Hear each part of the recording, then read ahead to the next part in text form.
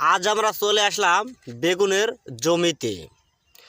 কি পরিমাণে বেগুন গাছে ধরেছে তা না দেখলে বলতে পারবেন না।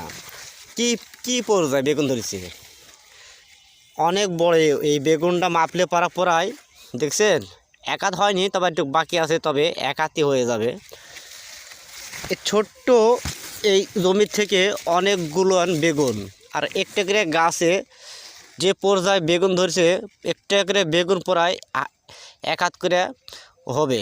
একটু ছোটো এটা, তবে এখন তোলার সময় হয়নি, আরও কয়েকদিন সময় লাগবে। কি কি পড়ে ধরেছে, এটা কি বেগুন? এই বেগুনের তো নাম আমিও জানি না। থোকায় থোকায় ধরেছে, থোকায় থোকায় ধরেছে বেগুন। এটা আবার ধরেছে এখানে দেখেন ঝিলপির মতন হয়ে ধরেছে। এক থোকাতে কয়টা? 4টে। এত বেগুন ধরেছে।